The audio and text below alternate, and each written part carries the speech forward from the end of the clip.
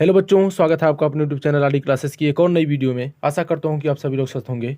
और बच्चों, आज हम लोग चित्रकला 2023 जो कक्षा 10 का क्वेश्चन पेपर है और इसका सेट जो है आपका देखिए 830 ER है और इसके सोल्यूशन के बारे में हम लोग देखेंगे। इसमें 20 नंबर जो है MCQ क्वेश्चन है और उनके उसका आंसर क्या होगा इसको देखेंगे। तो आप लोग अपना क्वेश्चन जो है मिला करके हमको बताइएगा, कमेंट में ज़रूर एक बार बताइएगा कि किसका जो है कितना आंसर सही हुआ है। तो चलिए हम लोग बढ़ते हैं अपने पहले क्वेश्चन की तरफ।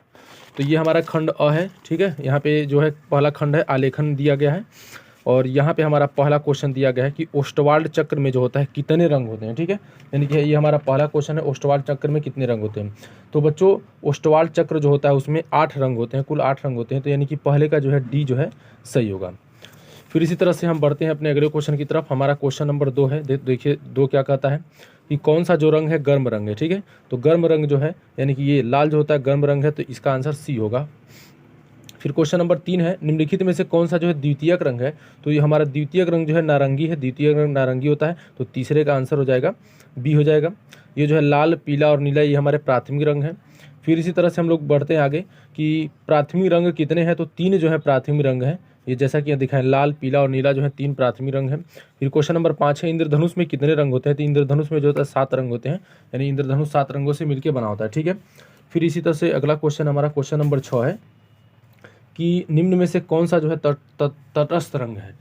तो इसमें बताना है कि कौन सा तो तटस्थ रंग है। तो फिर इसका जो आंसर होगा वो हमारा ए हो जाएगा, यानी कि सफ़ेद और काला जो है तटस्थ रंग है।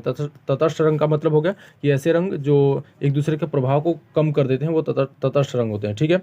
फिर इसी तरह से हम लोग आगे बढ़ते हैं कि निम्न में से जो है कौन सा ठंडा रंग है। क्वेश्चन नंबर 7 है हमारा, निम्न में से कौन सा ठंडा रंग है। तो ये हमारा जो हरा है वो हमारा ठंडा रंग है, यानी कि 7 का डी जो है सही है। फिर इसी तरह से क्वेश्चन नंबर 8 हमारा, निम्न में से कौन से रंगों का जो है माध्यम सबसे अधिक पारदर्शी होता है। तो इसका जो सही आंसर होगा वो आपका होगा 8 का जो है बी होगा, आयल, ठीक है। आयल का जो है यानी पारदर्शी का मतलब पूरी तरह से आर पार दिखाई देते हैं। फिर हम लोग आगे बढ़ते हैं अपने अगले क्वेश्चन की तरफ और ये हमारा क्वेश्चन नंबर 9 है। तो क्वेश्चन नंबर 9 क्या दिया है कि किस नंबर की जो पेंसिल की लाइन होती है वो डार्क होती है, ठीक है। किस नंबर की पेंसिल की जो लाइन होती है वो अत्यधिक डार्क होती है। तो यहाँ पे इसका जो सही आंसर होगा वो 9 का होगा, डी होगा, ठीक है। ये 2B पेंसिल की जो लाइन होती है वो अत्यधिक डार्क होती है। फिर इसी तरह से क्वेश्चन नंबर 10 है हमारा, लाल में नीला रंग मिलाने से कौन सा रंग बनता है। तो लाल में नीला रंग मिलाने से जो है बैगनी रंग बनता है, यानी कि 10 का जो है बी सही होगा। फिर क्वेश्चन नंबर 11 है, पीला और नीला रंग मिलाने से कौन सा रंग बनता है। तो 11 का जो हमारा बी सही होगा, हरा रंग बनता है। पीला और नीला मिलाने से जो है हरा रंग बनता है। फिर इसी तरह से क्वेश्चन नंबर 12 हमारा, तटस्थ रंग कितने होते हैं, यानी कि हमको तटस्थ रंगों की जो है संख्या बतानी है। तो जो तटस्थ रंगों की संख्या वो 3 है, यानी कि 12 का जो है सी सही है। किस नंबर के ब्रश को बारीक लाइन बनाते हैं, यानी कि किस नंबर के ब्रश से जो हम लोग बारीक लाइन बनाने का कार्य करते हैं। तो फिर ये 0 नंबर के ब्रश से हम लोग बारीक लाइन बनाने का कार्य करते हैं। फिर क्वेश्चन नंबर 14 है, बिना ब्रश की सहायता से कौन सा रंग लगाया जाता है। तो इसका जो सही आंसर होगा वो बी होगा, पेस्टल होगा। बिना ब्रश की सहायता से जो इसमें रंग लगाया जाता है, ठीक है। फिर इसके बाद क्वेश्चन नंबर 15, द्वितीय रंग कितने प्रकार के होते हैं, यानी आप बोल सकते हैं कि द्वितीयक रंग जो हमारे कितने होते हैं। तो फिर इसका जो सही आंसर होगा वो बी होगा कि द्वितीयक रंग जो है 3 होते हैं। द्वितीय रंग का मतलब जो प्राथमिक रंगों को मिला करके बनते हैं उन्हें द्वितीयक रंग कहते हैं, ठीक है। फिर सफ़ेद रंग का विरोधी रंग क्या है। तो सफ़ेद रंग का जो विरोधी रंग है वो काला है, यानी कि 16 नंबर का जो है सी आंसर होगा। फिर हमारा क्वेश्चन नंबर 17 है कि काला जो है, काला शब्द की किस भाषा का है, ठीक है। ये काला जो शब्द है वो किस भाषा का है। तो काला शब्द माफ़ करिएगा, कला शब्द किस भाषा का है। तो कला शब्द जो है संस्कृत भाषा का है, ठीक है। इसका जो 17 का सही आंसर है वो बी हो गया। फिर इसी तरह से निम्न में से कौन जो है प्राथमिक रंग है, इसमें बताना है कि कौन सा हमारा प्राथमिक रंग है। तो फिर ये जो लाल है आपका प्राथमिक रंग, यानी कि 18 का जो है सही आंसर होगा वो सी होगा। फिर 19 नंबर देखते हैं हम लोग, किस नंबर की पेंसिल से खींची गई लाइन हल्की होती है, यानी कि किस नंबर की पेंसिल से जो लाइन खींची जाती है वो हल्की होती है। तो फिर ये 2H नंबर की पेंसिल, यानी कि ए जो होगा आपका इसका सही आंसर होगा। फिर क्वेश्चन नंबर 20 है कि लाल में हरा रंग मिलाने से कौन सा रंग बनता है, कि लाल में हरा रंग जब मिलाते हैं तो कौन सा रंग बनता है। तो इसका जो सही आंसर होगा वो पीला होगा, यानी कि 20 का जो है ए होगा। फिर आगे हमारा दिया है कि प्रविधि कला है, ठीक है। प्रविधिक कला, तो इसमें हम लोग देखते हैं जिसका भी प्रविधिक कला होगा वो भी अपना क्वेश्चन यहाँ से मिलाएगा। तो ये क्वेश्चन हमारा, वृत्त का आकार कैसा है। तो ये बी जो है इसका सही है, वृत्त का जो है फिगर दिया है, ठीक है। फिर इसका क्वेश्चन नंबर 2 हम लोग देखते हैं कि क्या है। तो ये हमारे पास जो है क्वेश्चन नंबर 2 आ गया है कि निम्न में से कौन सा आकार जो है त्रिभुजाकार है। निम्न में से कौन सा आकार त्रिभुज, ये यानी कि दूसरे का ए जो है ये त्रिभुजाकार है। संपूर्ण कोण होता है तो 360 डिग्री का होता है, यानी कि तीसरे का सी सही है। फिर चौथा आते हैं, निम्न में से कौन सा आकार आयत का है, तो ये आयत है हमारा, यानी कि 4 का जो है सी वो आयत है। फिर पांचवा, वर्ग के प्रत्येक कोण कितने अंश के होते हैं, तो वर्ग के जो प्रत्येक कोण होते हैं वो 90 अंश के होते हैं, यानी कि पांचवें का बी सही है। छठा दिया, वर्ग में चारों भुजाओं की नाप क्या होती है, तो चारों भुजा जो होती है वर्ग में बराबर होती है, यानी कि छठवें का जो है बी सही है, चारों भुजा बराबर।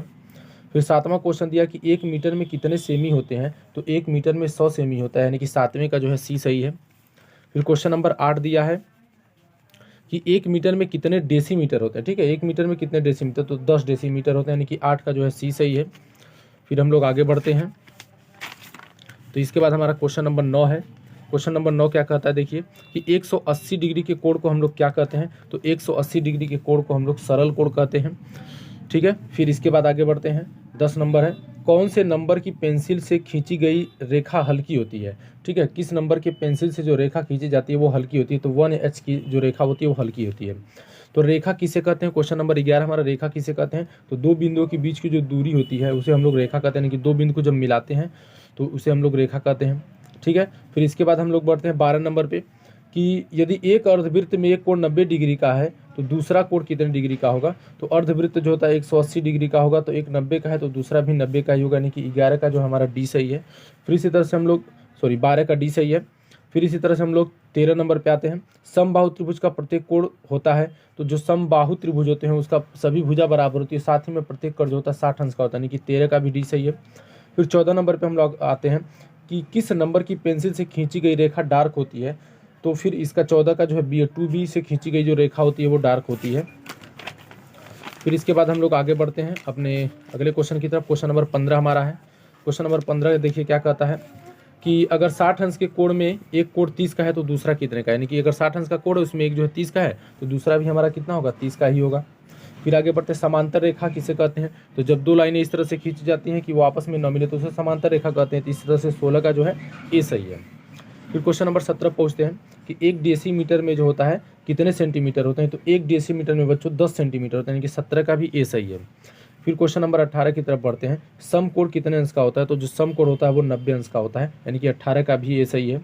फिर इसी तरह से क्वेश्चन नंबर 19 है, यदि एक वृत्त में एक कोण 120 का है तो दूसरा कोण कितने अंश का होगा, तो पूरे वृत्त की बात करें तो 360 का कोण होता है, तो एक अगर इसमें 120 डिग्री है तो फिर इसको हम लोग हटा देते हैं यहाँ से, यानी कि 240 डिग्री का जो है इसका दूसरा कोण होगा, ठीक है। फिर हम लोग आगे बढ़ते हैं, मापनी में सबसे बाईं ओर लिखा जाता है, तो मापनी में सबसे बाईं ओर जो है शून्य लिखा होता है। तो इस तरह से हमने 20 क्वेश्चन इनके कर लिए हैं। और यदि वीडियो आपको पसंद आए तो वीडियो को ज़्यादा से ज़्यादा लाइक और शेयर करिएगा, और साथ ही में यदि चैनल पर नए हैं तो चैनल को सब्सक्राइब कर लीजिएगा और बेल आइकन दबाना ना भूलिएगा, जिससे आने वाले जितने भी आपके एग्जाम हैं उन सभी एग्जाम की जो आंसर की है वो आपको उपलब्ध कराया जा सके। और साथ ही में आपका जितना भी नंबर सही होगा उसको एक बार कमेंट में ज़रूर बताइएगा।